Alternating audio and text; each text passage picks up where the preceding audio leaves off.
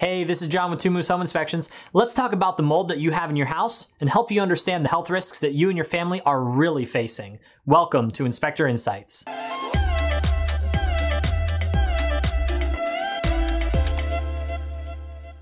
This video is most certainly a long one, but maybe this too long didn't read recap will get you fired up enough to stick around. Here's the TLDR. Mold is everywhere, both inside and outside of your home. Mold tests that rely on air sampling are extremely ineffective, cause unnecessary fear, and could be considered nothing more than snake oil. The EPA has no standards or threshold limit values for airborne concentrations of mold or mold spores, and it's an absolute certainty that your home has detectable levels of mold spores inside the conditioned living space, because we're constantly bringing in new mold spores on our clothes, pets, groceries, and some of us are even unknowingly hydrating colonies of mold every time that we water our houseplants. Published scientific articles report that poor health outcomes resulting from toxic black mold lack well-substantiated supportive evidence, meaning that toxic mold syndrome is not real, or more accurately, there is no evidence that can support such a claim. Although the relationship between mold and human disease is inconclusive, mold isn't great and steps should be taken to limit mold growth in the house. Since mold thrives with the right amount of moisture, when looking for signs of moisture, rot and decay caused by mold growth won't be far away, which means mold is nothing more than a helpful indicator of a moisture issue that needs to be fixed. I can already tell that I've made some divisive statements and that we have a lot to unpack, but I think I got this. First and foremost, I want to say that indoor air quality is very important, which is why we made a video about ERVs. Secondly, mold is real. The ability for a laboratory to identify unique species of mold is real. The need to identify the presence of mold in an industrial setting can be mission critical, but the efficacy of testing a non-sterile environment, such as your home, in the way that homes are currently being tested, is unproductive at best. All right, so that wraps up the TLDR, so let's dive right in. There are three main ways to inspect for mold: physical cues, air samples, and swab samples. Inspecting for physical cues may include all of your senses and the use of some modern technology. Using your sense of sight to identify signs of moisture could include locating a stain, physical damage, a wet spot, or an active leak. Using your sense of hearing to locate moisture could allow you to locate an active drip leak or running water. Using your sense of smell to identify moisture could include walking into a room that smells musty or different from the other rooms of the house.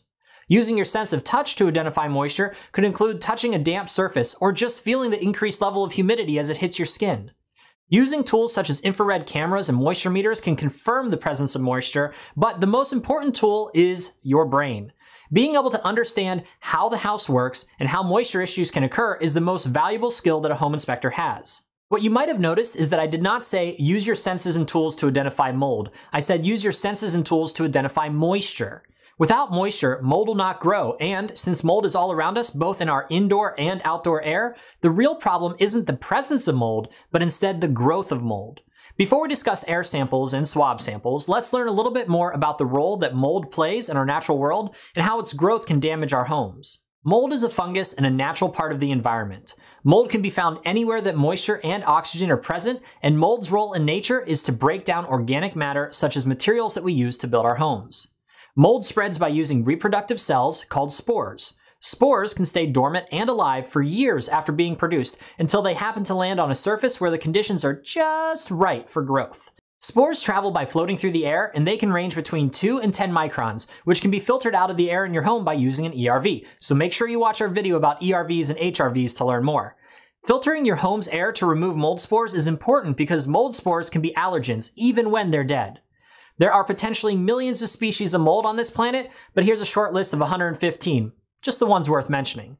The overwhelming majority of mold spores live in harmony with humans, but there's always a few bad actors that can, on rare occasions, trigger allergies or asthma.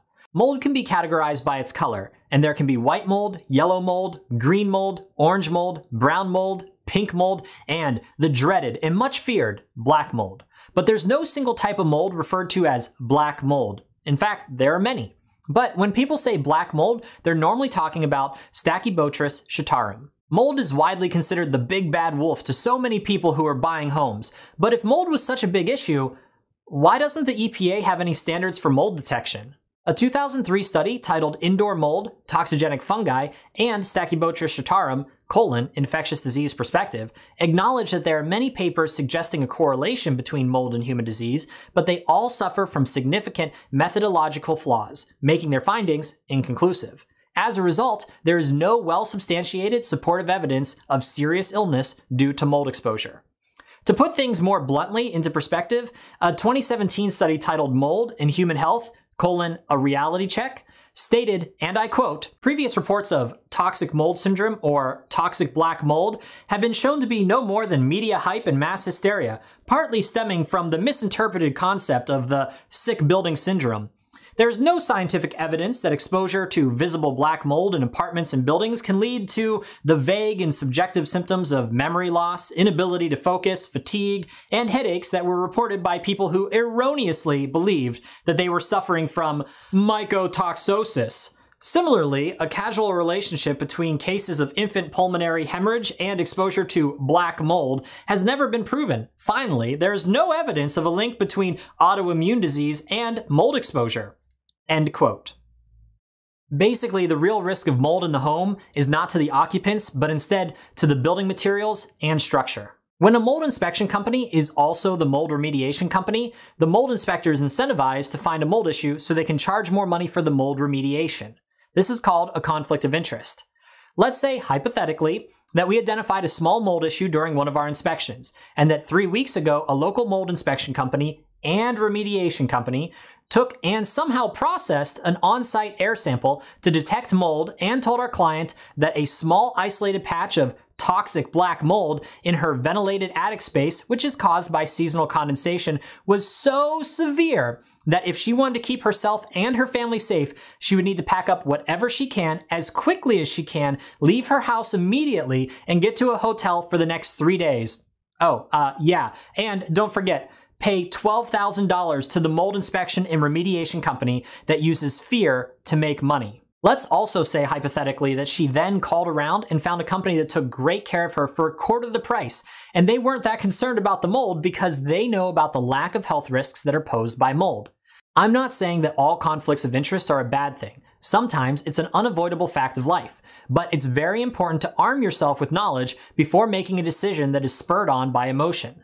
Some mold inspectors use tools like infrared cameras, moisture meters, and humidity detectors to manipulate the emotions of a person who is already in a vulnerable position. But thankfully, there are also those who use their tools and knowledge to educate their customers. On that topic of education, I think it's finally time to lay the foundation we need to start talking about air sampling to detect mold. Tight houses. Some houses allow more air to pass through them than other houses, and this can be measured by using a blower door to test the air tightness of a house. The average American home has a blower door score of 7 ACH50, which means 7 air exchanges with the outside air every hour at 50 pascals. Houses that meet or exceed the passive house standard must have a blower door score at or below 0.6 ACH50, or 0.6 air exchanges with the outside air every hour at 50 pascals. Mechanical ventilation. Modern tight houses have energy recovery ventilators, or ERVs, that can filter particles much smaller than mold spores out of the air. These ERVs will exchange the indoor air with fresh filtered air no less than 8.5 times per day, if not significantly more times than that. This can effectively filter out all the airborne particulate in the home. The movement of air.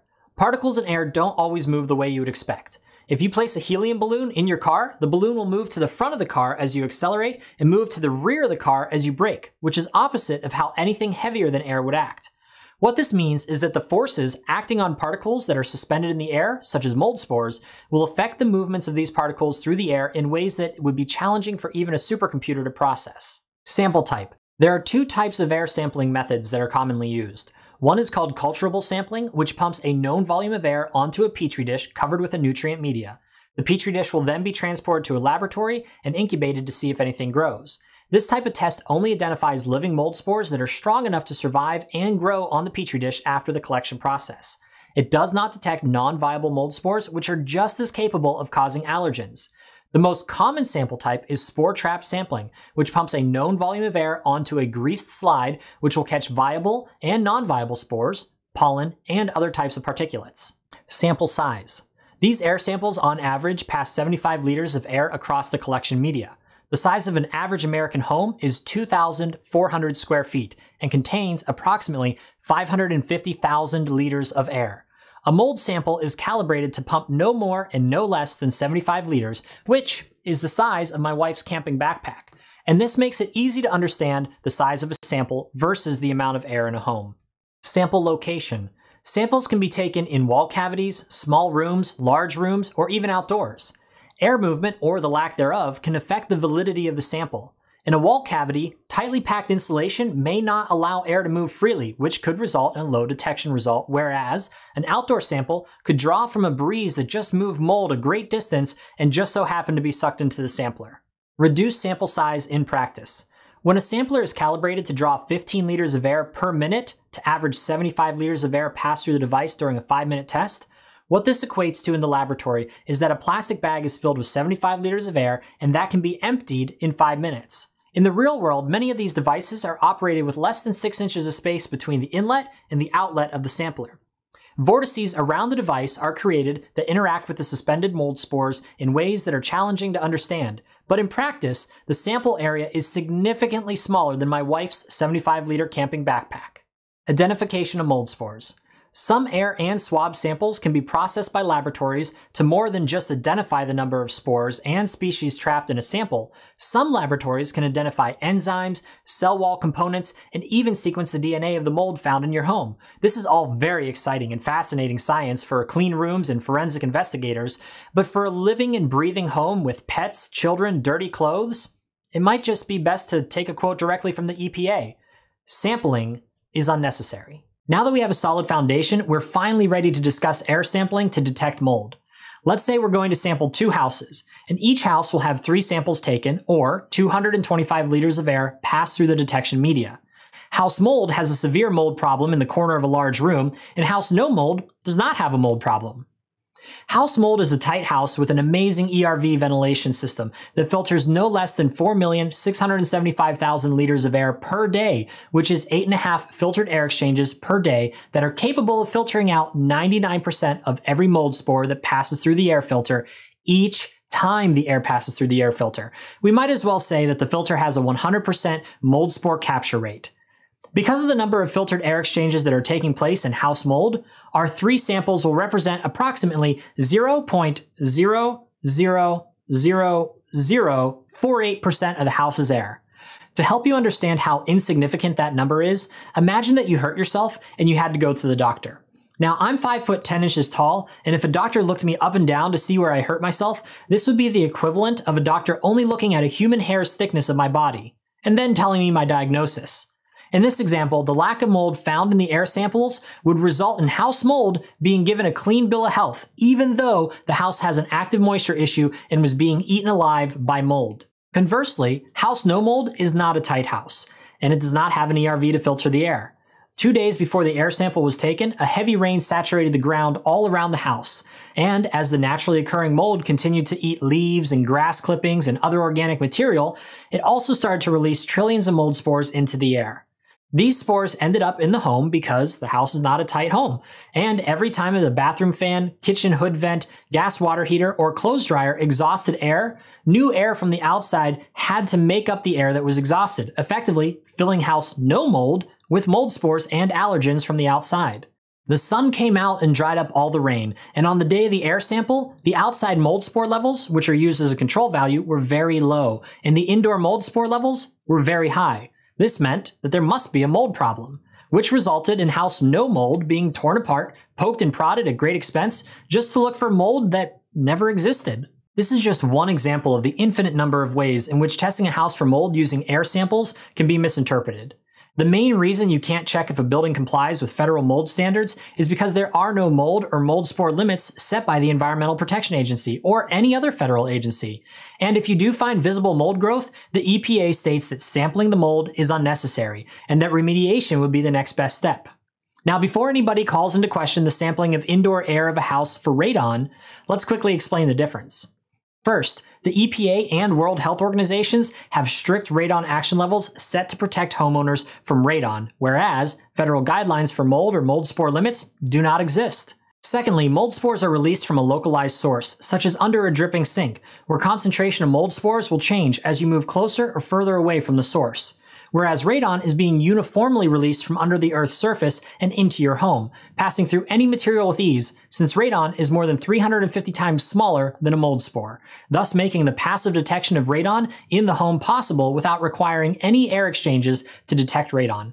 If you're still debating whether you should get a mold inspection, I want to make it clear that if you want a mold inspection, you should get a mold inspection. However, my belief and the reason why Two Moose Home Inspections doesn't offer mold inspections is because I don't see the value. But again, if you want a mold inspection, then you should get one. At Two Moose Home Inspections, we don't inspect for mold, but we do inspect for moisture. We use our knowledge of building science, our senses, our infrared cameras, and our moisture meters to detect sources of moisture. And if we happen to come across something that looks like mold, we'll take a picture and we'll note it in the report. The EPA states that sampling the mold to identify the type of mold is unnecessary, since stopping the source of moisture and cleaning up the mold are the next steps. Without moisture, mold can't grow, and that's why we look for moisture. Even when there are no signs of moisture, it's almost a guarantee that water vapor trapped between two layers of drywall or trapped behind a vapor barrier will have not only resulted in benign mold growth, but also gone completely unnoticed until the building materials are removed and replaced, which normally happens during a remodel. The term mold inspection can be so misleading to the consumer because mold exists everywhere in our world, and there's no way to guarantee that a small colony of mold isn't growing in between the concrete basement foundation wall and the finished basement drywall, because there's always a chance that mold could be hiding. If mold is found in your house, it's important to determine if there's an active moisture issue. If there is an active moisture issue, then the first step should be to stop the source of moisture. Once the moisture has been stopped, then the area should be allowed to dry, and then the area should be cleaned. Most houses have mold issues that are completely visible to the homeowner, such as mold on the shower curtain, mold on the shower tile grout, or mold on the ceiling above the shower. These are all indications of poor ventilation and moisture evacuation. These mold issues are even classified as black mold because of their color, but homeowners rarely seem concerned about mold in this part of their home. When it comes to the need for mold remediation, it almost seems like a personal preference. But when you do choose to remove mold, it is highly recommended that a mold remediation company is hired to remove any visible mold, since they can use the proper cleaners. But remediation is pointless unless you stop the moisture. Many homeowners mistakenly think that bleach is a good way to remove mold, but bleach is 90% water, and when bleach is used on the porous surfaces such as wood, the chlorine content of the bleach dries up immediately, leaving behind water that can help the mold grow and spread even more. You might remember the story of Goldilocks and the Three Bears. Goldilocks was an uninvited interloper, much like mold. She ate the bears' porridges, she sat in the bears' chairs, she slept in the bears' beds, and to grow big and strong, mold needs an amount of moisture that is just right. Not too much and not too little. This is called the Goldilocks zone, and it might only exist for mold during certain times of the year or at certain distances away from an active water source. One of the most common places that we see mold in our area is on the north-facing side of an attic. This happens because the roof on the south-facing side of the attic is being heated by direct sunlight during the day, and the roof on the north-facing side of the attic gets no direct sunlight and normally has a huge pile of freezing cold snow resting on top of it. As the attic heats up during the day, condensation forms on the cold surface, similarly to how condensation forms on the side of an ice-cold beverage on a hot day.